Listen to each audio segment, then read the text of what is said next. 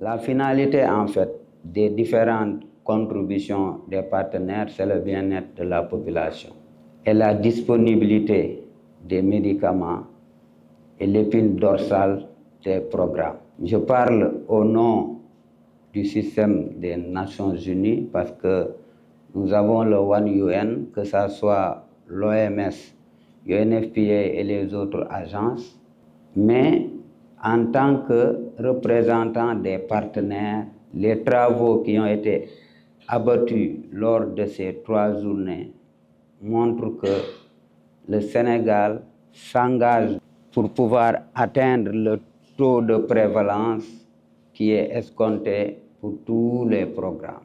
L'enveloppe qui a été budgétisée pour les besoins en médicaments, c'est environ 70 milliards. Là où nous sommes, nous n'avons pas cette capacité de stockage. Même si nous disposons de ces 70 milliards, nous n'avons pas où les stocker.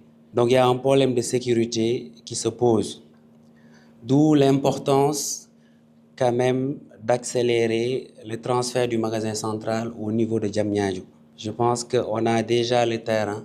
Ce qui reste, c'est de lever des fonds pour pouvoir ériger le magasin central au moins sur 20 000 m² pour combler le gap. Par rapport à la digitalisation, comme vous le savez, nous n'avons pas une bonne visibilité sur le stock, également même au niveau périphérique. C'est pour ça que nous avons un grand projet de digitalisation, CNPNA Digital, que nous voudrons dérouler sur 3 ans. L'autre chose, c'est par rapport aux pôles logistiques régionaux. Vous avez transmis une correspondance à tous les gouverneurs. L'objectif, c'est de faire un maillage du territoire, l'équité territoriale. Tout ne peut pas se concentrer à Dakar. Quand même, certains gouverneurs ont répondu, mais on aimerait quand même une relance pour qu'on puisse avoir une assiette dans toutes les régions du pays pour moderniser nos aires de stockage. L'autre chose, c'est l'industrie pharmaceutique. Je pense que personnellement, vous êtes en train de faire des efforts pour nous accompagner par rapport à la relance de l'industrie pharmaceutique. Seulement, il y a des goulots qui empêchent le développement de cette industrie. Donc, il y a un travail qui est en train d'être mené par la Delivery Unit pour tout ce qui est réduction de fiscalité, tout ce qui est défiscalisation des matières premières, mais également le coût de l'énergie. Parce qu'une enveloppe de 70 milliards, ce sont des capitaux qui risquent de sortir.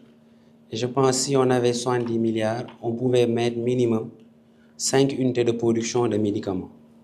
Donc il faudra qu'on renverse la tendance, que ces capitaux qui sortent restent dans le pays.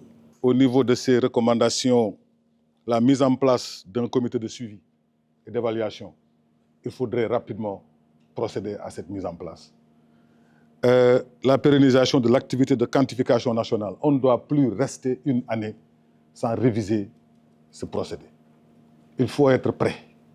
Je pense qu'il faut être prêt et à chaque fois savoir véritablement vers quelle quantité on doit s'acheminer.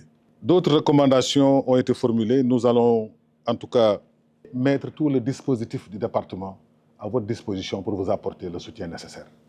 Je pense que M. le ministre a même invité à une rencontre dans le cadre de la préparation de la relance de l'industrie pharmaceutique locale.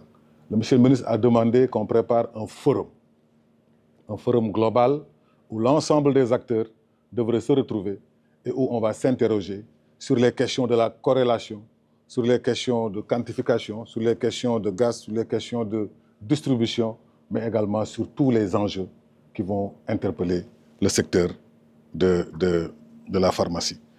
Vous avez mis le doigt sur un des défis majeurs de la CNPNA, l'espace de stockage.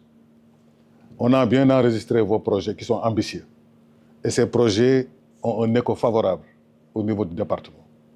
Vous avez proposé des axes vers la digitalisation. C'est également un axe important de l'orientation des plus hautes autorités. Hier seulement, ou avant-hier, le GovNum et le New Deal numérique ont été présentés aux plus hautes autorités.